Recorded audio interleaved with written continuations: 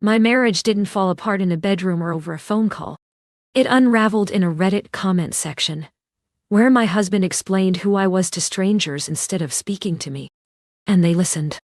I was standing in the frozen foods aisle of a grocery store in Southeast Portland, when my hands started shaking so badly I had to lean my forehead against the freezer door.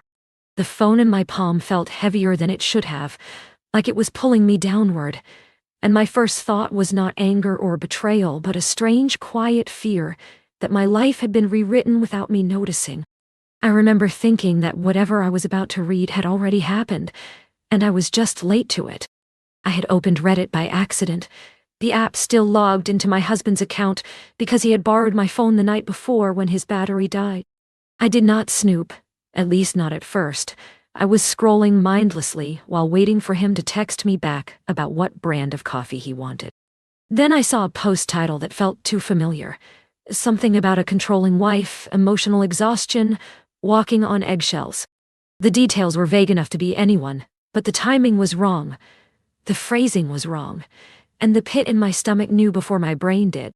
The username was anonymous, a string of numbers and letters, but the cadence of the sentences felt like home in the worst way.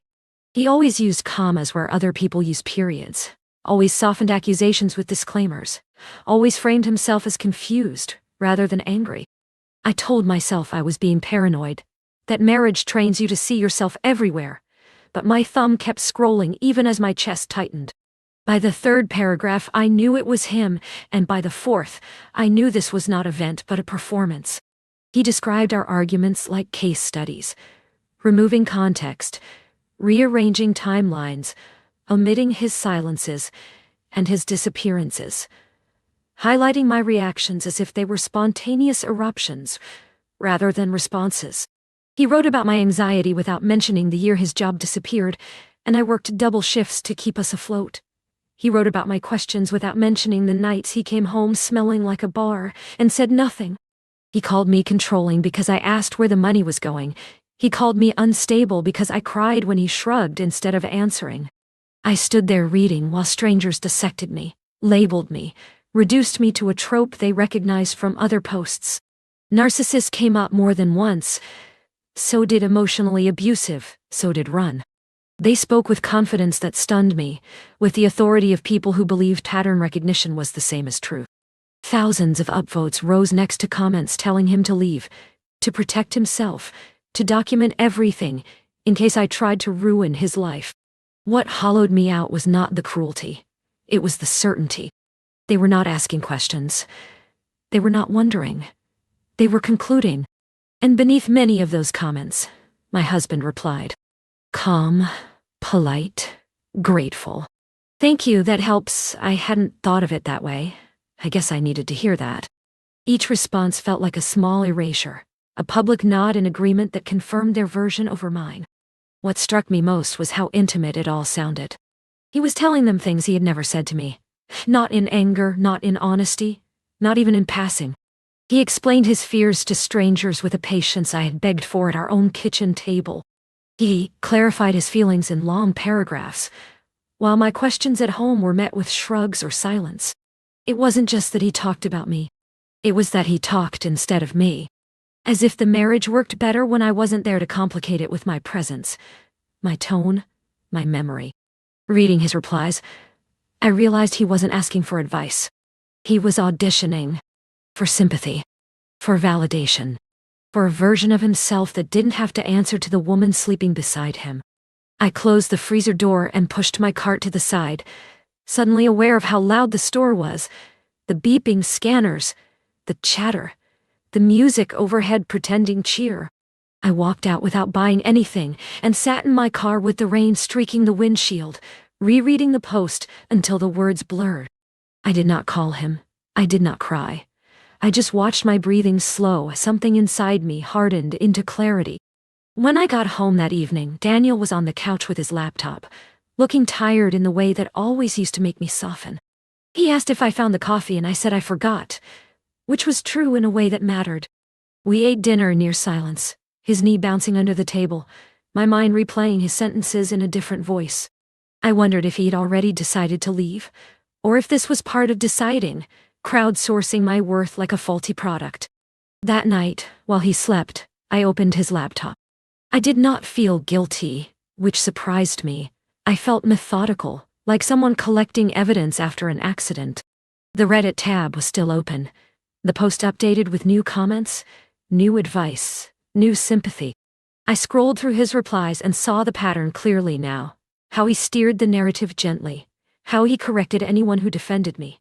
How he ignored questions that might complicate things. I opened our messages, months of them, years of them. The ones where he promised to come home early, and did not. The ones where I asked simple questions and waited hours for a response.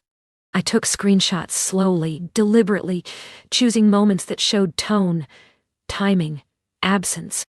Not to shame him, not to punish him, but to anchor myself to reality, to make sure I was not losing my grip on it. As I gathered those fragments, a pattern emerged that hurt more than any single lie.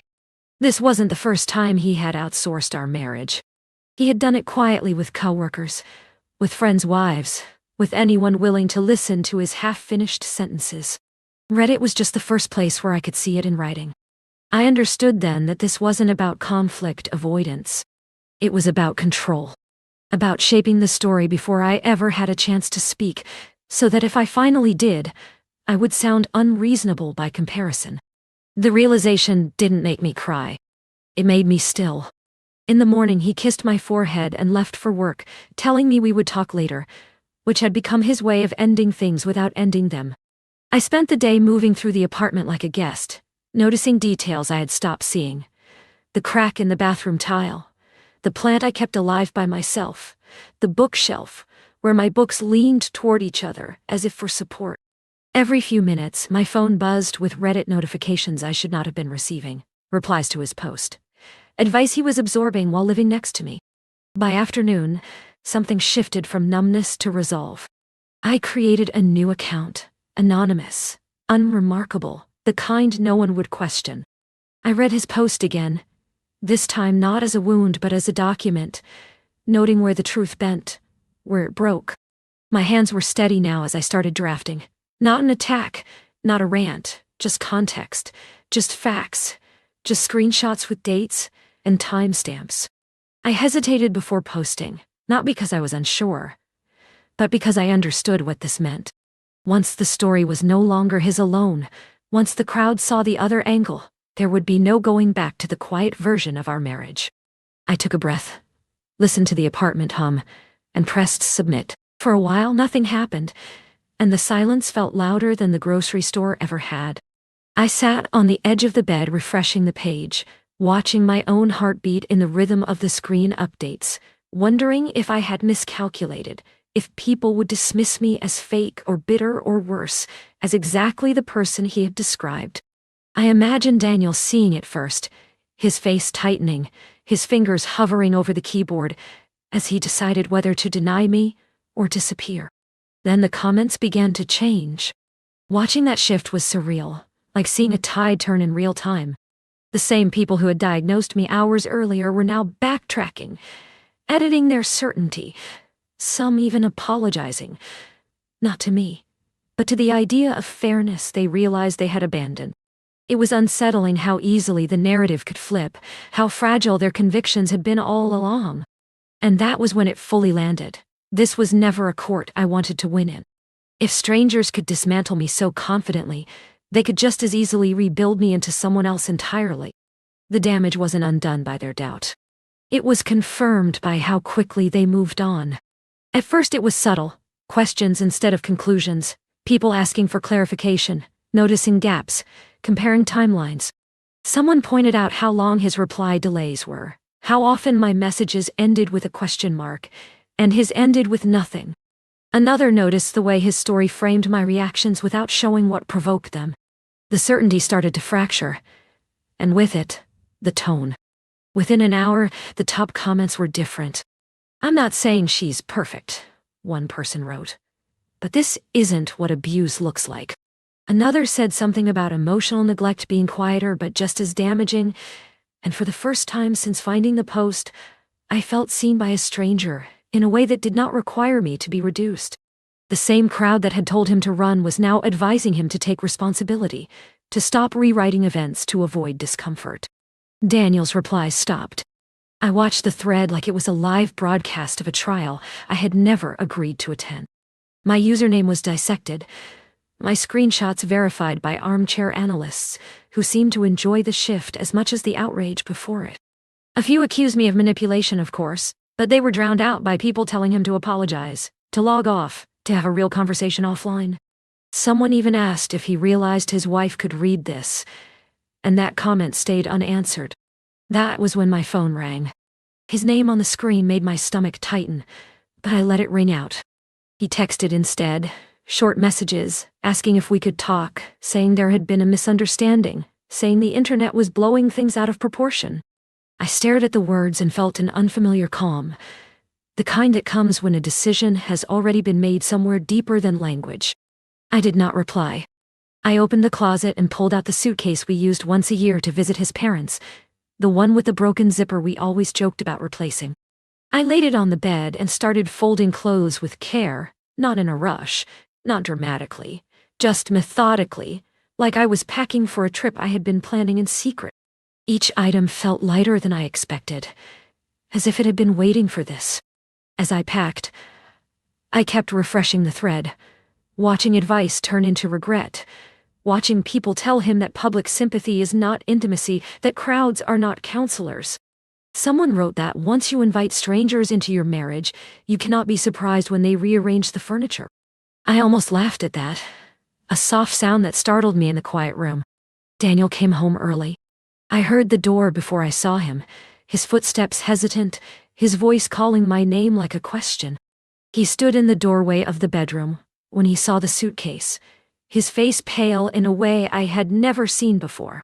He started talking immediately, apologizing, explaining, blaming stress, blaming confusion, blaming everything except the choice he made to turn me into a story without my consent. I listened without interrupting, and that seemed to unnerve him more than anger ever had. When he finished, I told him I had read everything, not just the post, not just the comments, but his agreement with them, his willingness to let strangers define me while he stayed silent at home. I told him that even if the internet had changed its mind, something in me had not. He asked if we could fix this, and for a moment, I saw the man I married, hopeful, afraid, reaching.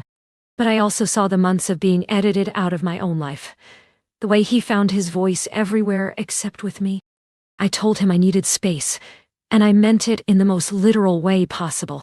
When I left, it was already dark, the city lights blurring through my tears in a way that felt almost cinematic and deeply embarrassing at the same time. I drove to a friend's place across town and slept on her couch, my phone face down on the floor. In the morning, I checked Reddit one last time. The thread was still there, archived now. A frozen snapshot of a marriage that no longer existed in the way it once had. The final top comment advised him to respect my boundaries and accept the consequences of airing private pain in public. I closed the app, not with triumph or relief, but with a quiet sense of finality. People think betrayal has to be loud, a slammed door, a confession, a third name in the story. Mine was quieter. It happened in a comment section, in agreed-upon sentences, in the space where my husband chose an audience over a conversation. And when I packed my suitcase, it was not because strangers told him to leave, but because I realized I had already been alone for a long time.